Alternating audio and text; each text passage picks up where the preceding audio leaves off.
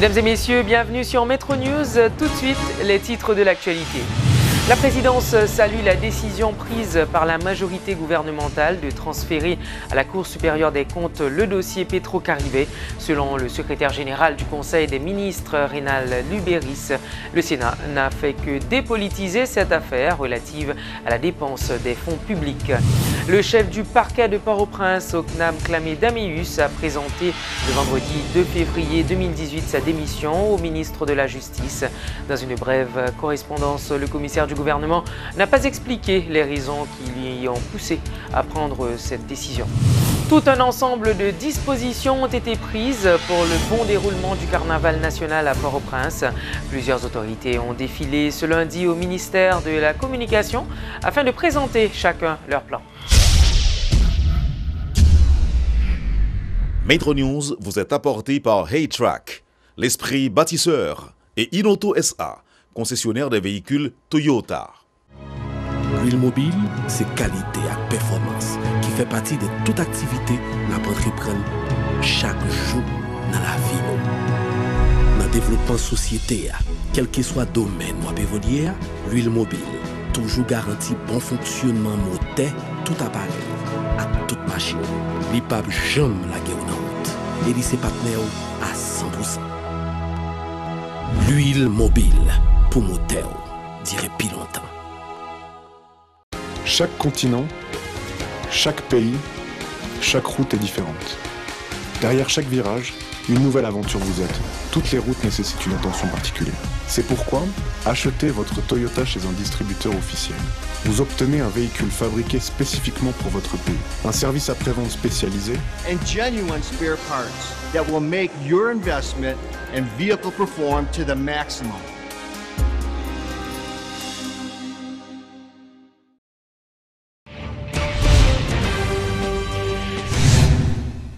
Le commissaire du gouvernement près le tribunal de première instance de Port-au-Prince, Oknam Klamé Daméus, a présenté le vendredi 2 février 2018 sa démission au ministre de la Justice. Dans une brève correspondance, le chef du parquet de la capitale n'a pas expliqué les motifs de sa décision. Au cours des dernières semaines, il faut dire qu'un profond désaccord avait caractérisé les relations entre les deux juristes. Le garde des Sceaux, Heidi Fortuné, avait le 25 janvier 2018 blâmé le chef du parquet pour son comportement préjudiciable dans le traitement négligé de certains dossiers. Le chef du parquet avait exprimé en maintes occasions sa détermination à lutter contre la corruption suivant les priorités du chef de l'État, Jovenel Moïse. Il avait émis 2 ordres d'interdiction de départ contre 2 ex-ministres du gouvernement de transition, Yves-Romain Bastien et Camille Édouard, faisant état d'enquêtes contre ces personnalités. Il avait, après l'audition de l'ex-ministre Édouard, expliqué que la mesure d'interdiction de départ était maintenue. M. Daméus, qui avait déjà occupé cette fonction sous l'administration de Michel Martelly, avait été démis au profit de Danton Léger. Il avait, au début de l'administration de Jovenel Moïse, repris ses fonctions. Le responsable du Conseil national des acteurs non étatiques, Édouard Poultre, plaide pour un procès des auteurs de dilapidation du fonds Petro-Caribé. Selon lui, seul cela peut mettre un frein à la déchéance morale qui frappe le pays à tous les niveaux. De son côté, le leader du parti UNIR, Clarence Renoir, plaide en faveur d'un procès Petro-Caribé. Selon lui, il faut restaurer la confiance des citoyens envers leur gouvernement et un tel acte est susceptible d'y contribuer. Le sénateur Patrice Dumont se dit lui aussi favorable à un procès Petro-Caribé afin d'en finir avec l'impunité dont bénéficient les gouvernants et pour blanchir les accusés qui s'avéraient innocents. Ils étaient tous les 3 invités à la rubrique Le Point de Radio et Télémétropole. Et si le procès n'a pas lieu, si le procès n'est pas réalisé, c'est la déchéance totale en Haïti. Consacré. La déchéance consacrée des institutions, on ne respecte plus les institutions, plus la justice. Si on laisse piller de cette façon les ressources financières du pays, écoutez-moi, ça ne va pas rester comme ça. Ça ne va pas rester comme ça. Il y aura, je ne dis pas de révolte, je ne dis pas ça. ça peut bien se transformer en révolte aussi. Mais c'est la déchéance totale. On continue à descendre la pente. Il est impératif que Petro-Caribé soit devant les tribunaux. Et attention, il ne s'agit pas de confirmer ou d'infirmer les accusations, entre les guillemets, qui auraient été portées contre certaines personnes. Elles seraient au nombre de 14. Il s'agit précisément de trouver la vérité. Et quand on aura trouvé la vérité, ces personnes seront lavées une fois pour toutes. Et tout au long, quand je dis une fois pour toutes, ça veut dire que des générations et des générations. Parce que comment les noms de ces personnalités peuvent-ils être blanchis si on essaie de mettre la chose dans un cimetière qui n'existe pas? On ne peut pas enterrer ce dossier. On ne peut pas. Maintenant, organiser un procès, moi je dis oui, nous sommes face à l'histoire, de toute façon.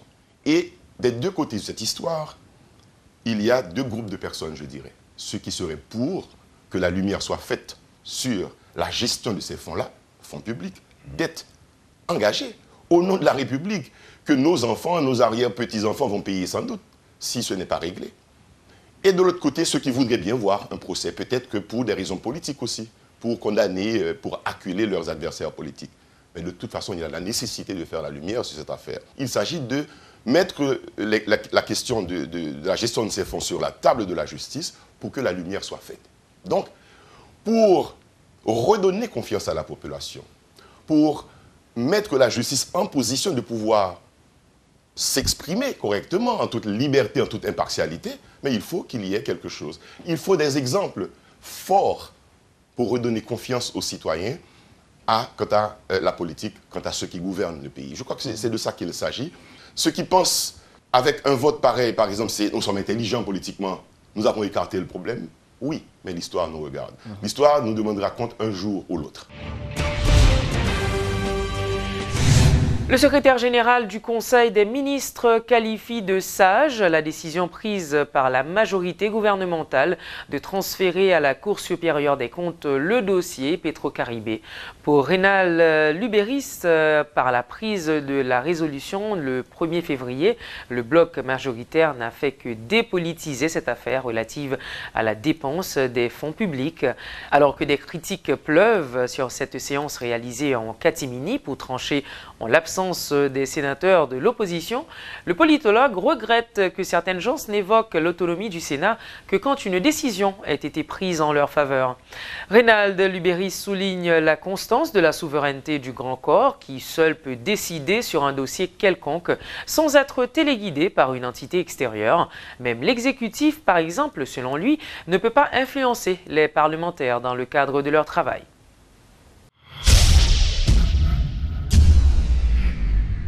Le secrétaire d'État à la sécurité publique, Ronsard Saint-Cyr, accompagné de certains responsables du pays concernés en matière de sécurité, dont le ministre de l'Intérieur et des collectivités territoriales, le docteur Max Rudolph Saint-Albin, le délégué départemental de l'Ouest, le directeur départemental de l'Ouest de la police nationale d'Haïti et le directeur du service de la circulation des véhicules, a fait le point sur un ensemble de dispositions prises pour le bon déroulement du carnaval national de Port-au-Prince.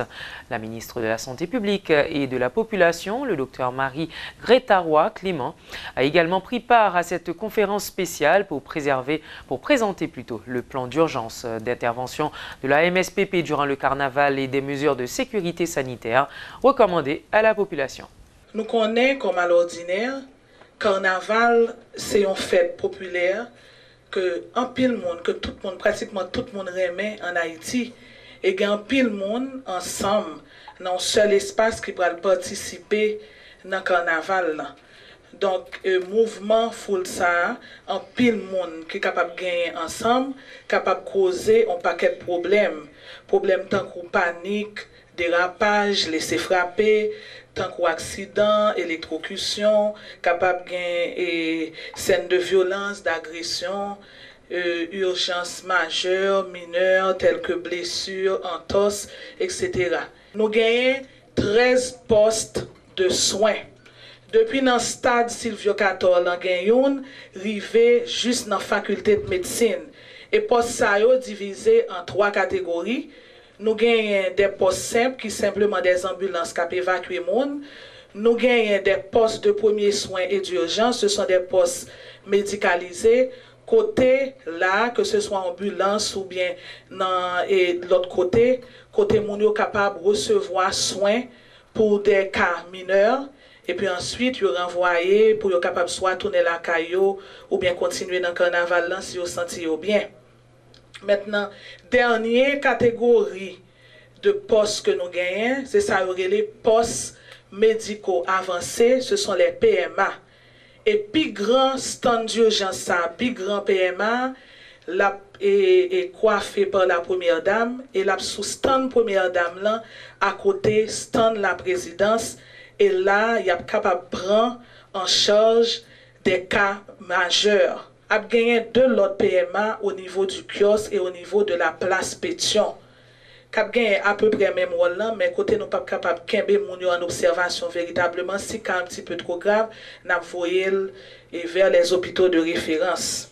M'a tout annoncé que tout le monde qui a besoin d'un problème dans le carnaval là, n'est pas bon pour eux.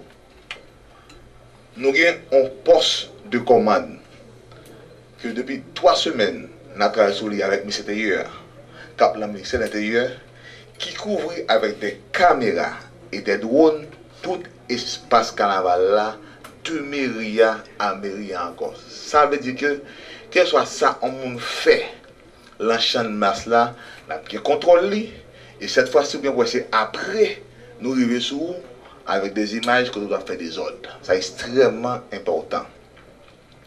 Un aspect extrêmement important encore, afin de issue de secours, il y a des gens qui ont amusé, qui ont bloqué issue ça. L'ont bloqué là, qui sont fait?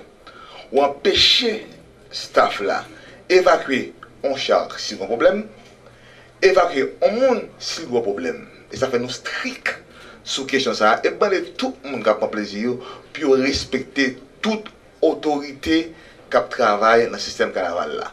Que c'est officier sanitaire, que c'est agent de protection civile, que c'est un brigadier de sécurité publique, que c'est la police, que c'est mon staff logistique, pour nous tendre ça l'État a dit, parce que c'est l'État qui a servi pendant ce moment ça. Il y en a qui est important encore, port d'armes strictement interdit sur le parcours carnaval là et zone qui est alentour. Je vais répéter encore. Port d'armes strictement interdit dans le parcours carnaval là. Cela dit que avec le ministère de la Justice, nous avons un parquet à stand côté de la permanence et la bon garde à vue dans ce stand ça. Et je vais rappeler que tout policier qui n'est pas en service, qui n'est pas en uniforme, pas gain droit pour des armes dans le parcours carnaval là. Ces plans de sécurité est articulé autour de 3 points. Nous avons à la fois une sécurité statique qui est faite avec un ensemble d'équipes spécialisées, circulation BIM, cap dans barrière. Et nous avons des points fixes tout qui dans le parcours là. Et nous avons en disposition encore, c'est ça, la sécurité dynamique. Des équipes qui mobiles, qui en patrouille, notamment parcours carnaval là, les divisés en secteurs, avec plusieurs policiers qui sont là pour accompagner, accompagner agents qui préposés pour ça, qui ont fait chariot avancé. Donc ça, c'est sécurité dynamique là. Et nous avons ça, c'est en prévention situationnelle. Sécurité situationnelle, c'est ça, SEJ dit, surveillance vidéo, surveillance caméra, et après des policiers qui, dans la base, visualiser l'image en temps réel pour capable orienter l'équipe d'intervention. Et disposition tout, il y a 3 points. Il prévoit une sécurité avant, pendant et après carnaval. Tout le monde saute dans le carnaval, puis on rentrer la caillou, et pour tout capable de sécuriser ensemble de l'autre monde qui parvient dans le carnaval. Un centre de coordination, de recherche et de sauvegarde aéronautique a été inauguré ce lundi. Installé à l'Office national de l'aviation civile, OFNAC, cette structure sera connectée à un réseau international de recherche via satellite, ce qui lui permettra de répondre de manière intégrante et efficace à tout signe de détresse venant d'un avion. Suivez les explications d'Hans Célestin, responsable de la recherche et de sauvetage à l'OFNAC. Ce service aurait dû exister depuis 1951. L'OFNAC, qui est prestataire des services de navigation aérienne, est obligé d'avoir un centre de coordination et de sauvetage aéronautique. Alors, le but de la manœuvre, c'est de sauver les vies. La recherche et sauvetage travaille en synergie avec une multitude d'instances locales et internationales. À travers le CONASARA, qui est le Conseil national de la recherche et sauvetage, qui se réunit mensuellement, ce depuis 20 mois, ça a permis d'identifier tous les partenaires susceptibles d'intervenir dans une situation de recherche et de sauvetage aéronautique. Le RCC a une responsabilité à l'échelle nationale, sauf dans un rayon de 8 km centré sur les aéroports de Port-au-Prince et de Cap-Haïtien, qui sont la responsabilité du service de sauvetage incendie de l'aéroport. Mais il demeure entendu que le RCC viendra toujours en support à la AN sur demande. Les techniciens qualifiés dans l'opération de la recherche et sauvetage ont été formés à Singapour. Nous espérons avoir d'autres promotions formées à la même école qui est la Singapore Aviation Academy. Le centre de coordination sera relié au réseau de satellites COSPAR-SARSAT qui réunit les systèmes Galileo européens, GLONASS de la Russie soviétique et GPS des États-Unis d'Amérique. Cette collaboration permet de recevoir les signaux de détresse en temps réel directement du MRCC de Washington, et ce signal viendra de n'importe quel avion, n'importe quel bateau qui est équipé de balises de détresse conformément aux règlements internationaux. Alors, le RCC pourra faire son travail qui est la coordination de la recherche et sauvetage. L'organisation non gouvernementale Viva Rio a fait un don de matériel bureautique à la police communautaire ce lundi. Il s'agit de chaises, de tables, d'ordinateurs, entre autres, qui permettront à l'institution policière de mieux faire son travail. Financé par le Canada, le coût de ces matériels est évalué entre 25 à 30 000 $ américains. Suivez tour à tour les explications du coordonnateur national de la police communautaire, le commissaire principal Jean-Ismaël Auguste, et du coordonnateur des projets à Viva Rio, Pedro Brown. Nous avons reçu des chaises, des bureaux, des classeurs métalliques, des ordinateurs et des imprimantes, et pour la coordination. Et matériel saillot va servir de façon à ce que nous élargissions la philosophie de police communautaire à travers d'autres lieux de police, d'autres commissariats et sous-commissariats qui sont dans l'aire métropolitaine. Et il va permettre aussi que nous mettions les agents de police en valeur et quant à la question de la formation. Les formations en tout, il va étendre au niveau des jeunes de certains quartiers, il va étendre tout au niveau des leaders communautaires et cap et travail d'arrache-pied avec nous dans la lutte et contre la criminalité et la prévention de la criminalité. Et le matériel saillot qui va permettre au renforcement des capacités opérationnelles en termes d'intervention et policière dans une série de domaines tels que la prévention de la criminalité, la formation et autres. Viva Rio supporte la police communautaire depuis 2012-2011. Depuis la police communautaire là, Viva Rio est toujours ensemble avec elle dans plusieurs types de programmes et de projets différents. Et pour le présent, nous avons un projet qui est financé par le gouvernement du Canada, qui a commencé l'année passée et qui est allé jusqu'à 2019, qui pour renforcer, il y a plusieurs objectifs, mais un objectif là-dedans, c'est renforcer la capacité de la police communautaire en Haïti. Dans le cadre de ça, il y a plusieurs activités, mais une activité, c'est les dons. cette donation d'un ensemble d'équipements pour les bureaux, d'équipements administratifs, pour permettre que la coordination nationale des polices communautaires et la police communautaire en général puissent marcher plus bien. Alors, je remercie la police pour le bon travail qu'elle a fait en Haïti, les gros efforts qu'elle a fait en Haïti depuis quelques temps, et il va toujours avec la police pour aider dans ce qui est possible. C'est tout pour aujourd'hui, mesdames et messieurs. Merci d'avoir été avec nous. À très prochainement pour une autre édition de Métro News.